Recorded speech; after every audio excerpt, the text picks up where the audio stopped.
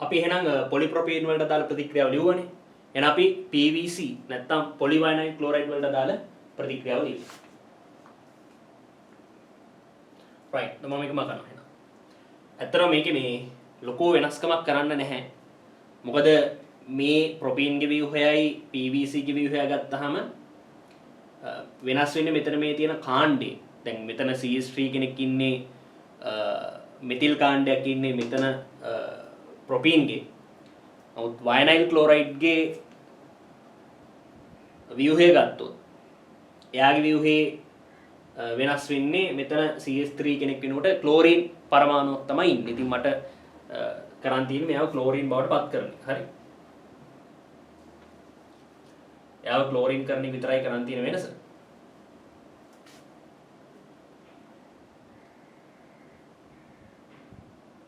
එයාව ක්ලෝරින් කරන එක විතරයි මට කරන් තියෙන වෙනස. හරිද? එතකොට ඕගොල්ලෝ ප්‍රතික්‍රියාව ලියද්දි ඉතින් මුලින් නම් ආපහු ලියන්න ඕනේ. හරි. මෙතන ක්ලෝරින් වෙන්නේ. අර විදිහට පෙරොක්සයිඩ් මාධ්‍යයේ මුක්ත කණ්ඩකේ හැදෙනවා.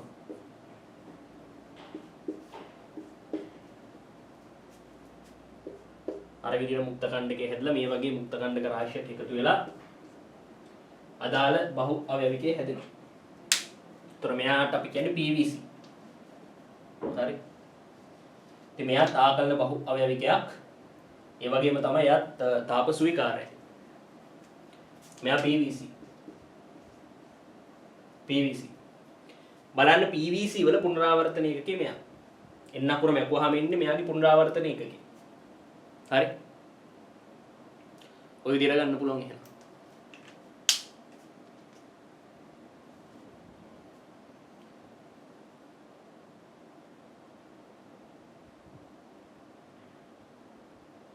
එහෙනම් අපි මේ පළවෙනි කොටසට අදාළ පිළිතුර ආකලන බහු අවයවයක් තමයි අපෙන් අහලා තිබ්බේ. එයා තාප ස්වීකාර වෙන්නත් ඕනේ.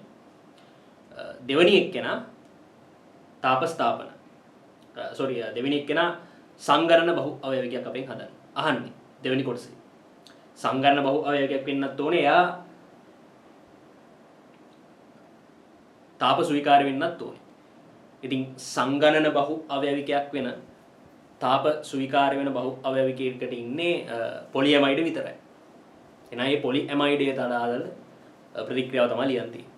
පොලියමයිඩයට අදාළ ප්‍රතික්‍රියාව තමයි ලියන්න තියෙන්නේ. එහෙනම් අපි පොලියමයිඩයට අදාළ ප්‍රතික්‍රියාව ලියමු.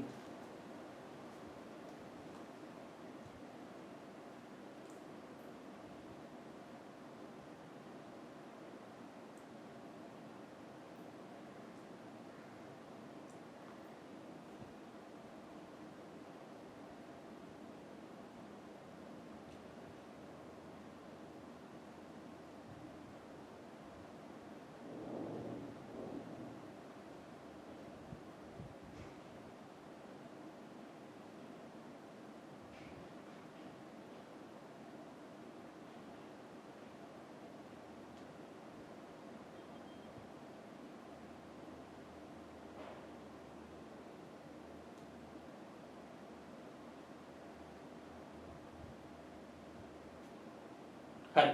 එහෙනම් අපි පොලියමයිඩයට අදාළ ප්‍රතික්‍රියාව ලියමු බලන්න.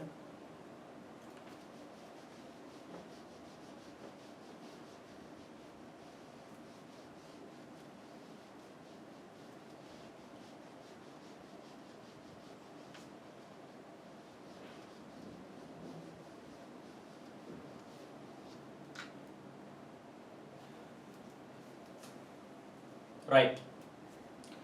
අදාළ පොලියමයිඩය හදන්න හේතු වන ඩයිකාබොක්සිලික් අම්ලය මෙන්න මෙයා. මෙන්න මෙයා.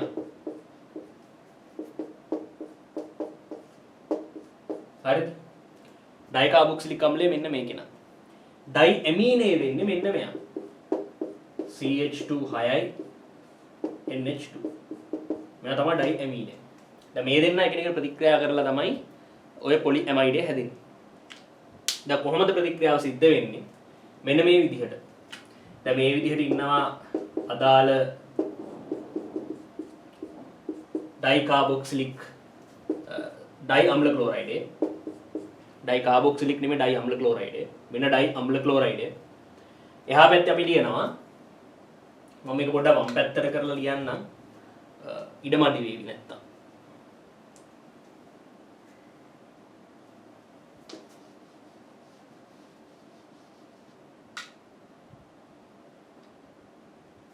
හරි. මම ලියනවා මෙන්න මේ විදිහට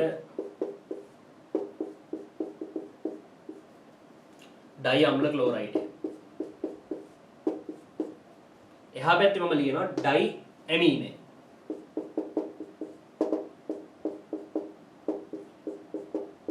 ඩයි ඇමීනේ. හරි. ඔන්න ඔය විදිහට ඩයි ඇමීනේ ලිව්වා. දැන් මොකද්ද වෙන්නේ? මේ දෙන්නව මිශ්‍ර කරාම මෙතන ඉන්න ක්ලෝරීන් මෙතන ඉන්න හයිඩ්‍රජන් එක්ක HCl අණුවක් හැටියට පිට වෙලා යනවා. සාමාන්‍ය අම්ල ක්ලෝරයිඩයක් සහ ඇමීනයක් අතර සිද්ධ වෙන ප්‍රතික්‍රියාව දන්නවනේ. ඕගනික් වල ඉගෙනගෙන තියෙනවනේ. ඒ වගේ දෙයක් තමයි. ඉතින් දැන් මේ ඩයි ඇමීනේ එහා පැත්තේ ඉන්නවා මේ වගේම ඩයි අම්ල ක්ලෝරයිඩ්. එයාගේ මේ ක්ලෝරීන් එක්ක මෙතන ඉන්න අවසාන හයිඩ්‍රජන් මේ වගේම HCl විදිහට ගැලවිලා යනවා. ඉතින් මේ හයිඩ්‍රජන් යනවා එහා පැත්තේ ඉන්න ඩයි අම්ල ක්ලෝරයිඩයත් එක්ක. ඉතින් මේ ඩයි අම්ල ක්ලෝරයිඩට මෙහා පැත්තෙන් ඉන්න ඩයි ඇමීනය. ඒ ඩයි ඇමීනේ හයිඩ්‍රජන් එක මේ ක්ලෝරින් ගැලවිලා යනවා. එහෙනම් ඕකෙන් අපිට ගන්න පුළුවන් අවසානෙට මෙන්න මේ වගේ කෙනෙක් එනවා.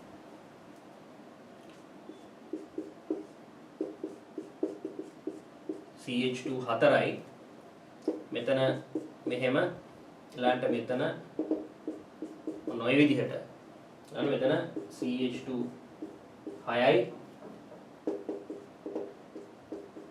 NH මෙතන H එකක් නෑ. හරි. කොහොම එන්නා ඊට පස්සේ මේක බහු අවයවිකය. හරි.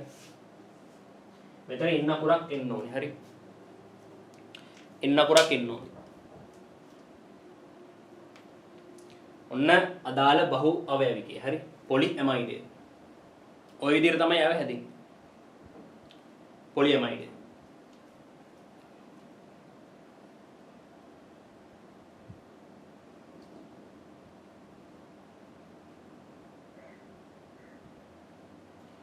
මේ පොලි ඇමයිඩ්.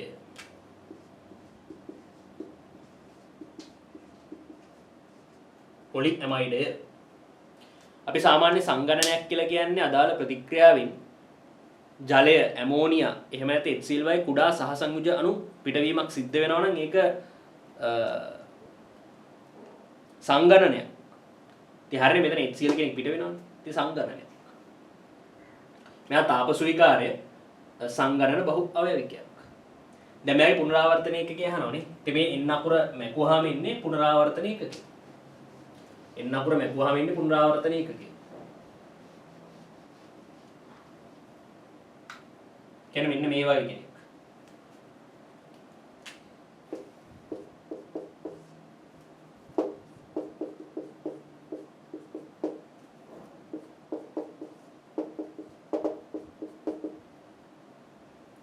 CH2 6යි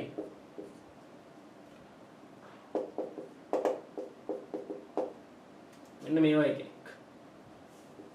අපි දැන් එන්න අකුර මකලා තියෙන්නේ. හරි. ඉතින් මෙයාට අපි කියනවා පුනරාවර්තන ඒකකය. පුනරාවර්තන ඒකකය. පොලියමයිඩේ පුනරාවර්තන ඒකකය. හරි. ඔය උඩම ලියුවේ. එහෙනම් පළවෙනි ප්‍රශ්නේ ඉවරයි කරලා. අපි පොලිප්‍රොපීන්වත් ලිව්වා, PVC වත් ලිව්වා, දැන් පොලියමයිඩේවත් ලිව්වා. එහෙනම් පළවෙනි සිම්පල් A කොටසට අදාළ සිම්පල් A කොටසේ රෝම ඉලක්කම් 1ට අදාළ පිළිතුරු ටික ලියලා ඉවරයි.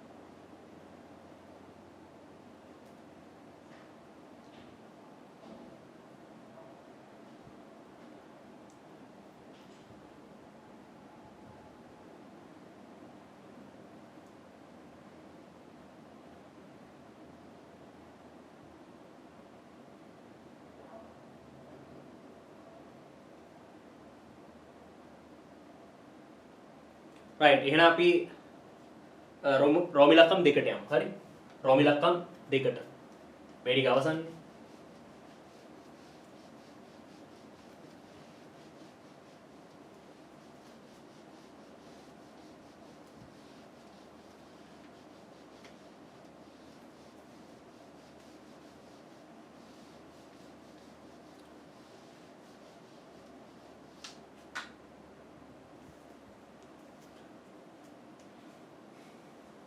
right.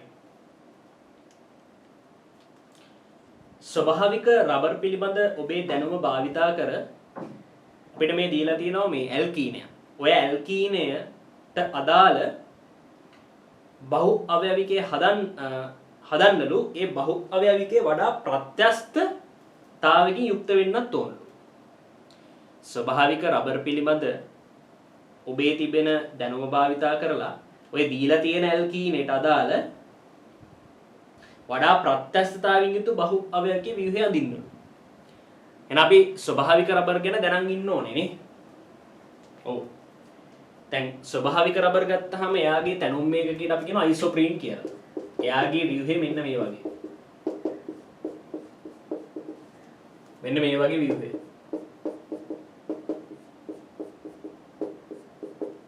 මෙයාට අපි කියනවා අයිසෝප්‍රීන් කියලා. හරි. අයිසෝප්‍රීන්. මේ තමයි ස්වභාවික රබර් වල ඒකාවයවික කිව්වොත් නිවැරදි. නැත්තම් තැනුම් මේකක. මොකද්ද වෙන්නේ දැන් ඇසිටික් වගේ අම්ලයක් යෙදෙව්වහම ඇසිටික් වගේ අම්ලයක් අපි දැම්මහම මේ බන්ධන සමවිච්ඡේදනය වෙනවා. දැන් මේ බන්ධනයේ සමවිච්ඡේදනය වෙලා එක ඉලෙක්ට්‍රෝනය මේ කාබන්ට එනවා. අනිත් ඉලෙක්ට්‍රෝනේ මෙතෙන්ට එනවා. මේ බන්ධනයේ සමවිච්ඡේදනය වෙලා එක ඉලෙක්ට්‍රෝනයක් මෙතෙන්ට එනවා. අනිත් ඉලෙක්ට්‍රෝනේ මේ කාබන් මතට යනවා. දැන් උතනින් හැදෙනවා මෙන්න මේ වගේ මුක්ත කණ්ඩකයක්. මෙන්න මේ වගේ මුක්ත කණ්ඩකයක් හැදෙනවා.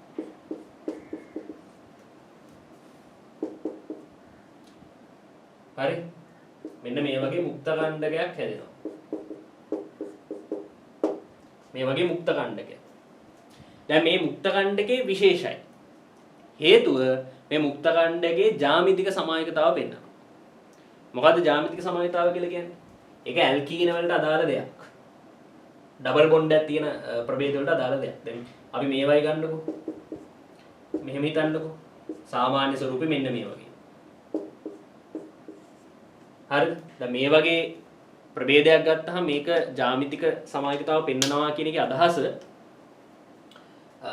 මේකේ A කියන කෙනා අසමාන වෙන්න ඕනේ B ට. ඒ වගේම C කියන කෙනා අසමාන වෙන්න ඕනේ D ට. හැබැයි A කියන කෙනා D ට සමාන වෙන්න පුළුවන්, B කියන කෙනා C ට සමාන වෙන්න පුළුවන්. A කියන කෙනා C ට සමාන වෙන්නත් පුළුවන්, B කියන කෙනා D ට සමාන වෙන්නත් පුළුවන්. හතර දෙනාම අසමාන වෙන්නත් පුළුවන්. ප්‍රශ්නයක් නැහැ. හරිද? ඉතින් මේ වගේ ස්වරූපයක් පෙන්වන කෙනෙක්ට අපි කියනවා ජ්‍යාමිතික සමායකතාව පෙන්වනවා කියලා. ඒක සමායකතාව කොටසේ ඉගෙන ගන්න දෙයක්. එතකොට දැන් මේ මුක්ත ඛණ්ඩකෙත් ඒ වගේම තමයි. හරි? මේ මුක්ත ඛණ්ඩකෙත් ඒ වගේම තමයි. ඇයි මේ මුක්ත ඛණ්ඩකේ ඒ වගේ කියලා කියන්නේ? දැන් හොඳට බලන්න මෙතන ඩබල් බොන්ඩ් එකක් තියෙන්නේ. හරි? ද්විත්ව බන්ධනයක් තියෙනවා. හරි? මේ ඉන්නවා දැන් මෙතන ද්විත්ව බන්ධනයක් තියෙනවා. ඊට පස්සේ මේ කාබන් ගත්තොත් මේ කාබන්ට සම්බන්ධ වෙලා තියෙන කාණ්ඩ දෙකම එකිනෙකට අසමානයි. මේ කාබන්ට සම්බන්ධ වෙලා තියෙන කාණ්ඩ දෙකත් එකිනෙකට අසමානයි. නේ? දැන් මේ කාබන් ගත්තොත් එයාට සම්බන්ධ වෙලා තියෙන කාණ්ඩ දෙක කවුද? මෙතන CH3 කාණ්ඩයයි මෙන්න මේ කාණ්ඩයයි. මේ කාබන්ට සම්බන්ධ වෙලා තියෙන කාණ්ඩ දෙක කවුද? මේ හයිඩ්‍රජන් වි මෙන්න මේ කාණ්ඩය. එතකොට මෙයයි මෙයයි එකිනෙකට අසමානයි, මෙයයි මෙයයි එකිනෙකට අසමානයි. හරි? තේරුණාද? මේ කාබන්ට සම්බන්ධ වෙලා තියෙන කාණ්ඩ දෙක එකිනෙකට අසමානයි. මේ කාබන්ට සම්බන්ධ වෙලා තියෙන කාණ්ඩ දෙකත් එකිනෙකට අසමානයි. එහෙනම් මෙයා ජ්‍යාමිතික සමායකතාව පෙන්වනවා. එතකොට අපි දන්නවා ජ්‍යාමිතික සමායකතාවයේ තියෙනවා සිස් සහ ට්‍රාන්ස් කියලා ආකාර දෙකක්. එතකොට මෙයා මේ සිස් සහ ට්‍රාන්ස් ආකාර දෙකම පෙන්වන ප්‍රභේදයක්. එතකොට අපිට පුළුවන් එයාගේ සිස් ව්‍යුහය අඳින්න මෙහෙම. CH2 මෙතන කාබන්ට මුක්ත කණ්ඩකයක් එනවා. මෙතන CH3 මෙතන ඩබල් බොන්ඩ් මෙතන CH2 මේ කාබන් මතත් මුක්ත කණ්ඩකයක් තියෙනවා. මෙතන හයිඩ්‍රජන් ඉන්නවා. හරි. මෙන්න සිස් ව්‍යුහය. ට්‍රාන්ස් ව්‍යුහය වෙන්නේ මෙන්න මෙයා. CH2 මෙතන කාබන් මෙතන CH3 මෙතන ඩබල් බොන්ඩ් මෙතන හයිඩ්‍රජන් මෙතන CH2 මෙන්න ට්‍රාන්ස් ව්‍යුහය. හරි. ඒතර මෙයා සිස් ව්‍යුහය මෙයා ට්‍රාන්ස් ව්‍යුහය. දැන් ස්වභාවික රබර් වල ඉන්න මුක්ත කණ්ඩකේ කවුද? දැන් මෙච්චර වෙලා අපි අයිසෝප්‍රීන්ගේ මුක්ත කණ්ඩකයක් හැදුවා. මුක්ත කණ්ඩකේ ජ්‍යාමිතික සමයතාව පෙන්නනවා. ආකාර දෙකක් ඉන්නවා සිස් සහ ට්‍රාන්ස් කියලා මේ. සිස් සහ ට්‍රාන්ස් කියලා ආකාර දෙකක් ඉන්නවා.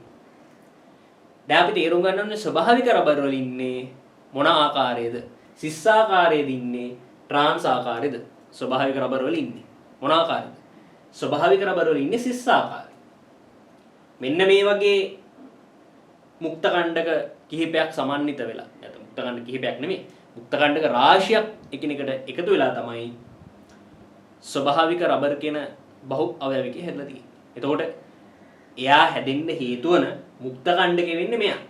ඒ මුක්ත කණ්ඩකේ සිස් ආකාරයේ මුක්ත කණ්ඩකේ විය යුතුයි.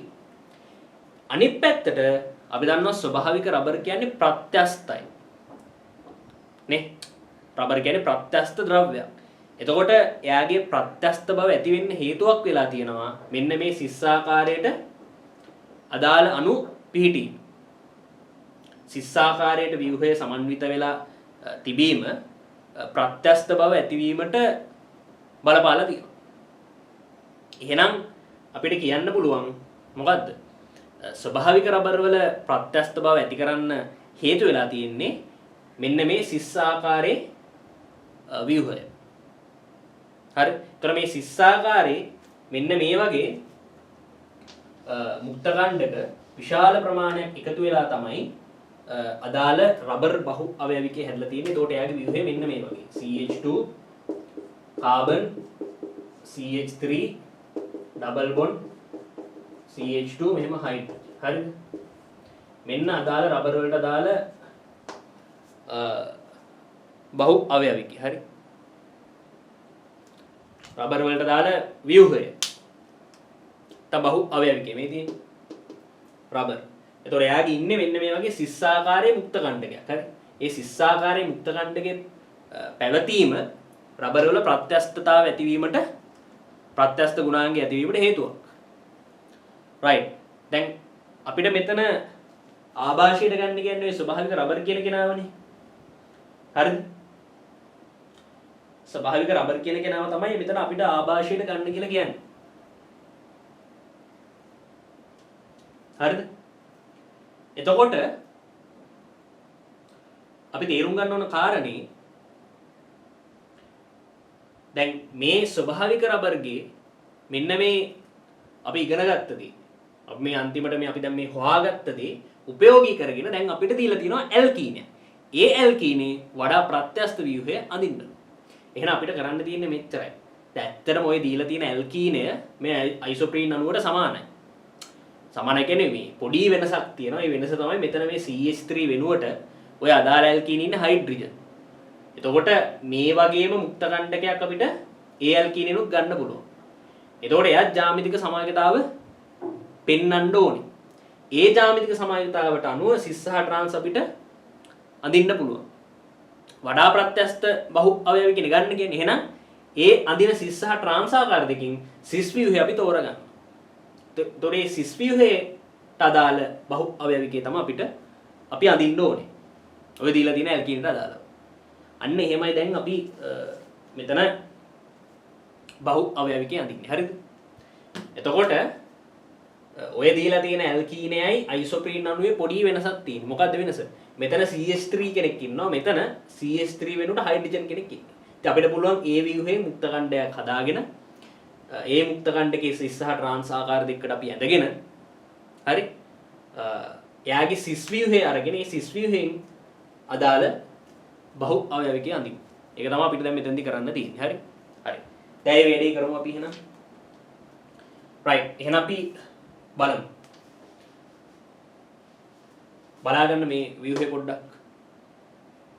අපි කරපු එක.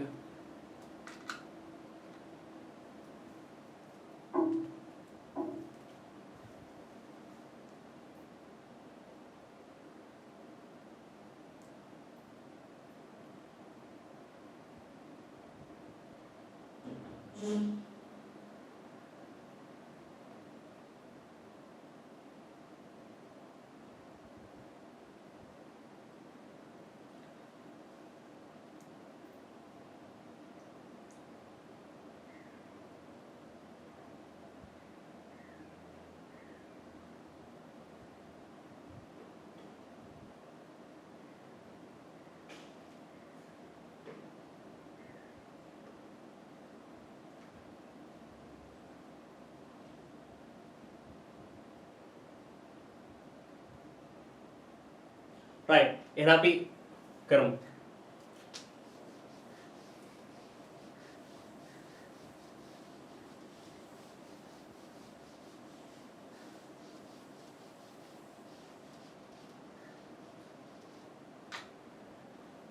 අපිට දීලා තියෙන්නේ මෙන්න මේ වගේ ඇල්කීනයක්. හරිද?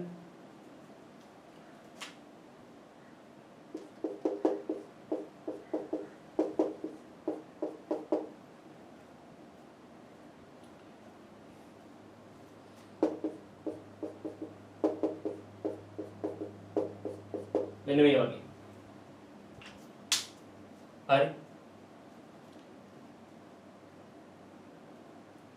දැන් වෙන්නේ අර ඉස්සල්ලා වගේම මේ බන්ධන සමවිච්ඡේදනය වෙනවා.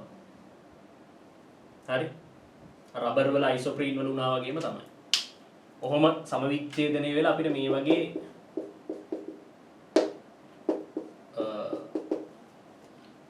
මුක්ත කණ්ඩකයක් හදාගන්න පුළුවන්. මේ වගේ මුක්ත කණ්ඩකයක් හදාගන්න පුළුවන්. දැන් මේ මුක්ත කණ්ඩකය සිස් සහ ට්‍රාන්ස් ආකාර දෙකකින්ම ඉන්නවා නේ. සිස් ආකාරය මොකද්ද? සිස් ආකාරය මෙන්න මේක. සිස් ආකාරය මෙන්න මේක. හරි. ඔන්න සිස් ආකාරය. ට්‍රාන්ස් ආකාරය මෙන්න මේක. මේ තමයි ට්‍රාන්ස් ආකාරය. මේ සිස් ආකාරය මෙන්න ට්‍රාන්ස් ආකාරය. එතකොට අපි දන්නවා අර රබර් වල කතාව මොකද්ද? වඩා ප්‍රත්‍යස්ත ව්‍යුහය ආවේ සිස් ආකාරයෙන්. එහෙනම් මෙයාගේ ප්‍රත්‍යස්ත ව්‍යුහයනේ අඳින්න ඕනේ. එහෙනම් අපි ගන්න ඕනේ සිස් ආකාරයෙන්ම තමයි. හරි. මෙයාගේ සිස් ආකාරයෙන් තමයි අදාළ බහු අවයවිකය හදන්න ඕනේ. එහෙනම් ට්‍රාන්ස් ආකාරය අයින් කරමු. ඉතින් මොකද්ද වෙන්නේ? මේ වගේ මුක්ත කණ්ඩක රාශියක් එකිනෙකට ආකලනය වෙනවා. එකතු වෙනවා. හරි. දැන් මෙතන මුක්ත කණ්ඩකයක් මේ. හරි. මේ කාබන් මත ඉන්න ඉලෙක්ට්‍රෝන. හරි. ඉතින් මේ වගේ මුක්ත කණ්ඩක රාශියක් එකිනෙකට එකතු වෙලා අපිට ලැබෙනවා බහු අවයවිකය මෙන්න මේ විදිහට. හයිඩ්‍රජන් මෙතන ඩබල් බොන්ඩ් මෙතන CH2 මෙතන හයිඩ්‍රජන්. හරි. මෙන්න බහු අවයවිකය. හරි. මේ N ඔන්න අදාළ බහු අවයවිකය. වඩා ප්‍රත්‍යස්ත බහු අවයවිකය. හරි. එයාගේ ඉන්නේ සිස් ආකාරයේ නේ. සිස් ආකාරය තමයි එයාගේ අඩංගු වෙලා තියෙන්නේ. සිස් ආකාරය. දැන් බහු අවයවිකේ පුනරාවර්තනයකයත් පැහැදිලිව දක්වන්න වෙනවා.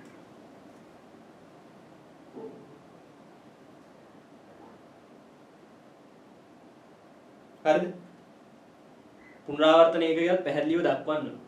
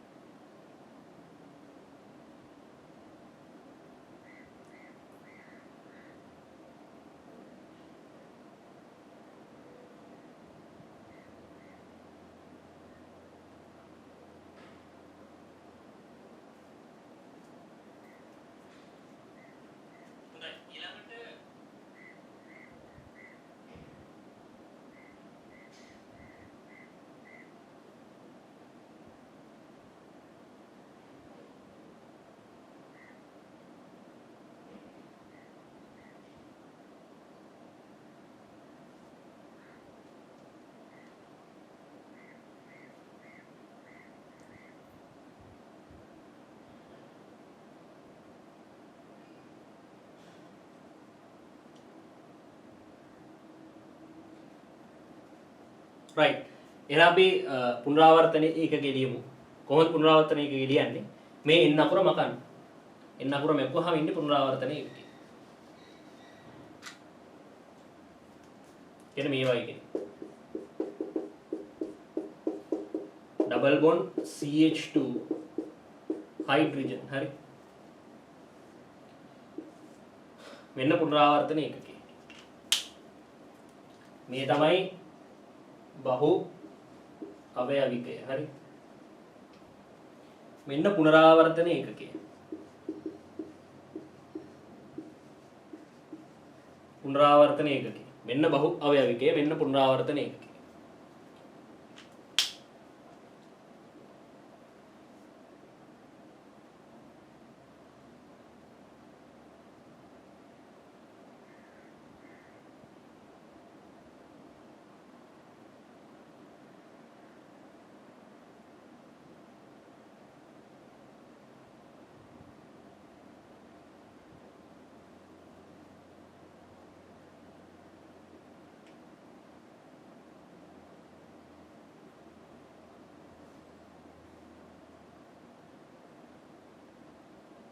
right එහෙනම්